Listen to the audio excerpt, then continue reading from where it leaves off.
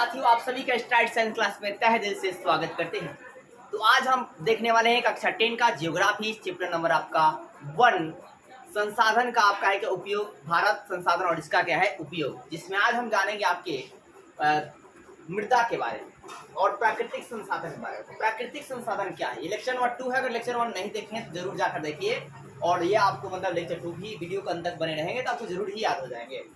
तो प्राकृतिक संसाधन, प्रकृति में उपस्थित संसाधनों को प्राकृतिक संसाधन कहा जाता है। कहा सुनिया, प्रकृति में उपस्थित संसाधन को प्राकृतिक संसाधन कहता है। प्रकृति का भाई साहब इस इन्वायरमेंट को, प्रकृति मतलब जिसे ईश्वर ने बनाया हो, जिसे ईश्वर ने बनाया हो उसे बोलते हैं प्राकृतिक संसाधन। और मानव निर्मित कृत्रिम संसाधन किसे कहेंगे, जिसे मानव बनाएगा उसे कहेंगे कृत्रिम संसाधन। क्या बनेंगे? कृत्रिम। जैसे गाड़ी कौन बनाया है? मानव बनाया है, ये क्या होगा? कृत्रिम संसाधन होगा। लेकिन आपको हमें किसने बनाया है? ईश्वर ने बनाया, तो ये क्या होगा? कृत्रिम संसाधन। पेड़ को किसने बनाया है? तो ईश्वर ने बनाया, तो भी क्या होगा? कृत्रिम संसाधन। मृदा को, मिट्टी को किसने बनाया है? तो ईश्वर ने बनाया है, इसलिए भी क्या होगा? प्राकृतिक संसाधन। तो प्राकृतिक संसाधन आप समझ गए कि प्रकृति में उपस्थित संसाधन को प्राकृतिक संसाधन कहा जाता है। जैसे कि आप हो गए, मिट्टी हो गई, पेड़ पौधे हो गए, जलीय जीव हो गए, ठीक है, इत्यादि। अब है दोस्तों, ये जो इसमें हम लोग पहला प्राकृतिक संसाधन देंगे भूमि संसाधन। क्या जी? भूमि संसाधन। तो आप है क्या, प्रकृति में मौजूद जो आपकी भूमि है उसे भूमि संसाधन कहा जाता है। तो प्रकृति में जो मौजूद भूमि है जिसका हम उपयोग कर सकते हैं उसे भूमि संसाधन कहा जाता है। क्या सुना आपने? प्रकृति में जो आपकी मौजूद भूमि है और उस भूमि का हम उपयोग करते हैं उसे भूमि संसाधन कहा जाता है। और भूमि संसाधन के तीन भौतिक रूप है। कितने भौतिक रूप हैं? आपसे ये कोई पूछने तो आप याद रखेंगे, 3 भौतिक रूप है। कितना रूप है? 3 भौतिक रूप है। पहला है मैदान, दूसरा है पर्वत और तीसरा है पठार। मैदान, पर्वत, पठार। मैदान मतलब जो समतल इलाका है, पर्वत मतलब थोड़ा उबड़ खाबड़ होगा, पठार मतलब क्या होगा? उबड़ खाबड़। तो मैदान का इलाका कितना परसेंट है? तो 43% है, और पर्वत का 30% है, और आपका पठार का कितना? 27% है। टोटल कितना परसेंट हुआ था? 100% है।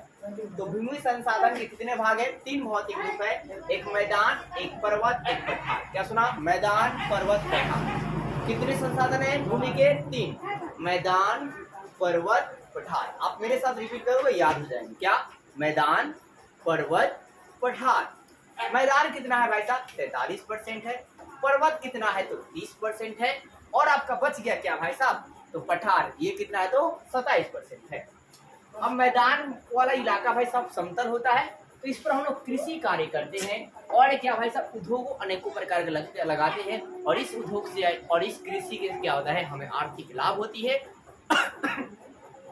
और आर्थिक लाभ के बाद क्या करते हैं? जो हमारे किसान होते हैं अपने बाल बच्चे को अच्छे से भरण पोषण के साथ साथ उसे पढ़ाते भी हैं और शिक्षा देते हैं, और वही आगे चलकर कोई बड़े सिविल सर्विस ज्वाइन करते हैं।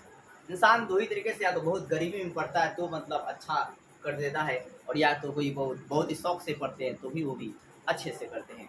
तो अगर आप अपने माँ बाप की मतलब समस्याओं को दूर करने चाहते हैं और अपनी कुछ पहचान बनाना चाहते हैं, जोर लगा कर पढ़िए। तो पर्वत जो है कितना परसेंट? 30%। इसमें 12 महीना नदी प्रवाहित होती है पर्वत वाला क्षेत्र में, और लेकिन ये पर्यटक क्षेत्र होता है। ये क्या होता है भाई साहब? पर्यटक क्षेत्र होता है। लोग इधर घूमने उमने जाते हैं। जैसे कि आप बाबा धाम लोग घूमने जाते हैं, तो क्या है? आपका पर्वत वाला इलाका है। क्या है जी? पर्वत वाला आपके इलाके हैं।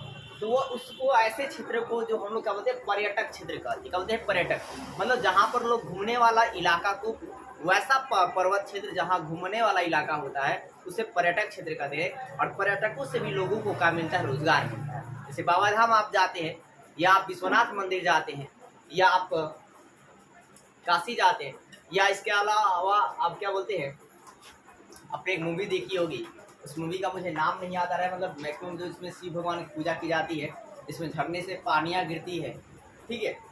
तो अनेकों प्रकार के वैसे क्या होता है जिसमें नदियाँ प्रवाहित होती हैं, और वो जैसे कि पर्यटक वो जो क्या होते हैं क्षेत्र होते हैं, लोग वहाँ पर घूमने जो है जाते हैं। जैसे कि अभी आपका बिहार में बात करें दोस्तों, तो आपका एक चीज़ है जिसका नाम मुझे कि याद है, राजगीर। जैसे राजगीर लोग घूमने जाते हैं, वहाँ पे क्या वो एक पर्यटक क्षेत्र है, क्योंकि वहाँ पर भाई सब क्या महात्मा जो जो बुद्ध हैं उनकी जो प्रतिमाएं लगी है बड़ी सी, ठीक है, तो एक तरह के क्या है, पर्यटक क्षेत्र होते हैं।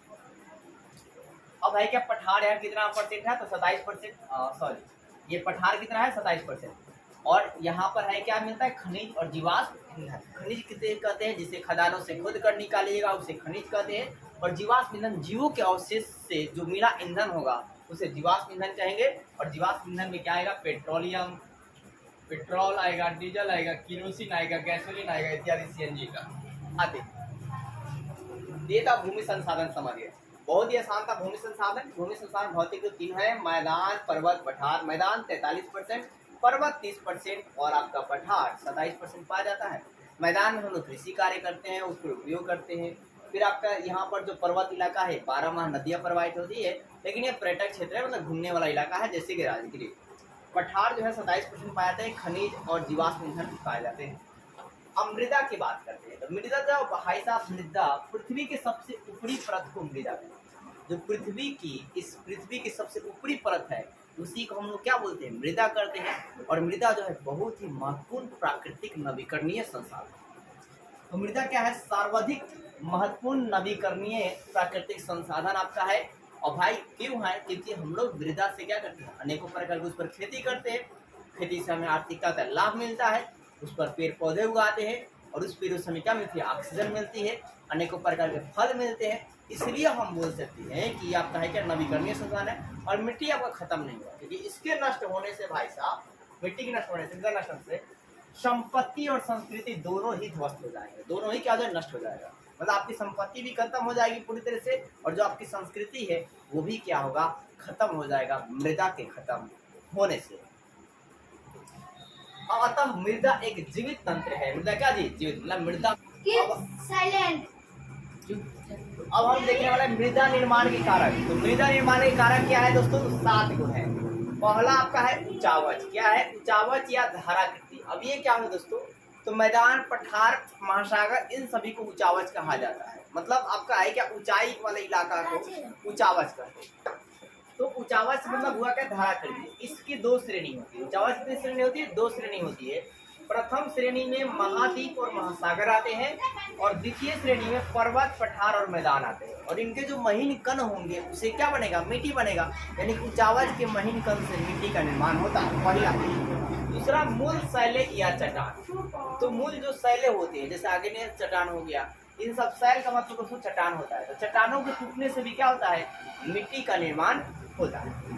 तीसरी बात है जलवायु। जलवायु का मतलब होता है मौसम परिवर्तन। जब मौसम परिवर्तन होता है तो अनेकों प्रकार के चट्टानों में या किसी भी चीज में क्या होता है, बदलाव आता है। और उस बदलाव से क्या होता है कि मतलब मिट्टी का जो है निर्माण होते। अब है वनस्पति। तो वनस्पति यानी कि पेड़ पौधे। तो पेड़ पौधों के द्वारा भी मिट्टी का क्या होता है, निर्माण होता है। मिट्टी का कटाव भी क्या होता है, पेड़ पौधे के कारण। जो नदियों के आसपास में पेड़ पौधे होते हैं, इसलिए पेड़ पौधे लगाए जाते हैं ताकि मिट्टी को क्या करे, वो जकड़ कर रखती हैं, अपने जड़ों के माध्यम से जकड़ कर रखती हैं, बांध के रखती हैं, जिससे मिट्टी कटाव जाता है, कम होता है।